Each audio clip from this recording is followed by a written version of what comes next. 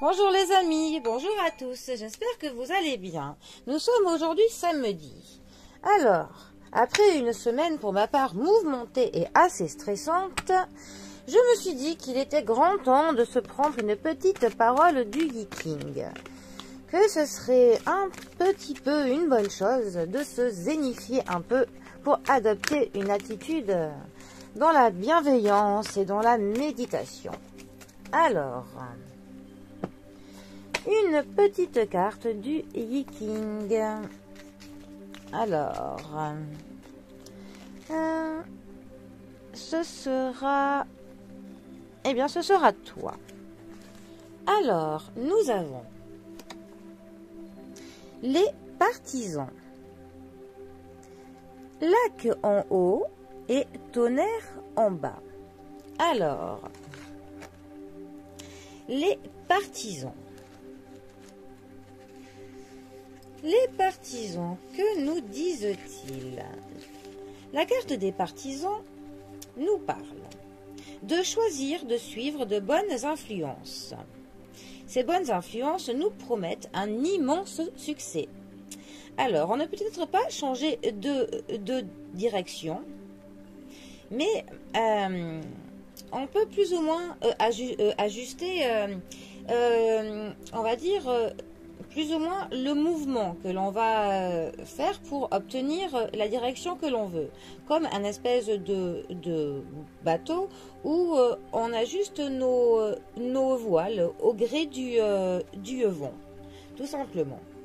C'est aussi une carte qui nous parle que quand on veut obtenir quelque chose de quelqu'un, il est parfois bon de nager à contre-courant pour obtenir ce que l'on veut. Cela veut dire que par exemple dans des affaires sociales, pour convaincre une personne, il faut parfois adopter un point de vue qui n'est pas forcément le nôtre. Il est parfois bon de examiner les différents points de vue, de parfois se mettre à la place de la personne que l'on veut convaincre. Cela nous permet donc de pouvoir nous adapter dans les arguments que nous allons présenter à cette personne. C'est aussi une carte qui nous dit qu'il est parfois bon d'avoir du changement de manière constante, que parfois les vieilles idées que nous avons, il est temps de les écarter au profit de nouvelles, tout simplement. Qu'il faut que l'on s'adapte à notre époque ainsi qu'aux personnes.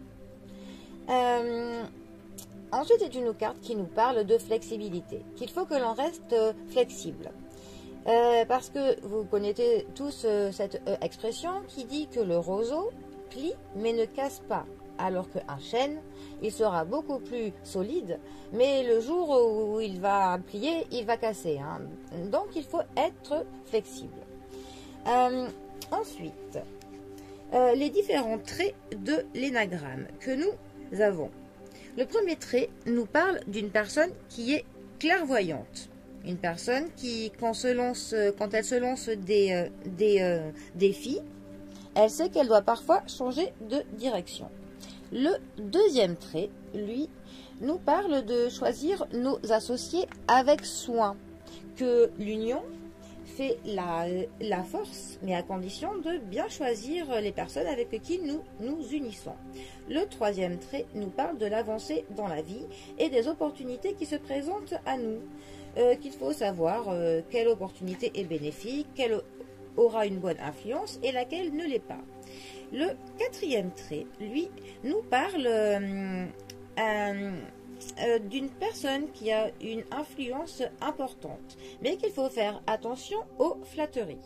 Le cinquième trait nous parle de orienter notre boussole vers ce qui est beau, vers le positif, de choisir un chemin dans la bienveillance, parce que la bienveillance attire la bienveillance.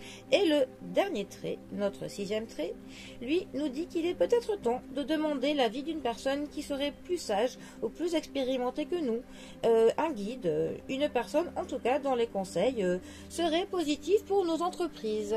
Voilà, c'était un petit peu l'explication en très bref de la carte des partisans. Voilà, bon et bien, je vous laisse réfléchir sur cette carte du Geeking. Voilà, c'était lac en haut et tonnerre en bas.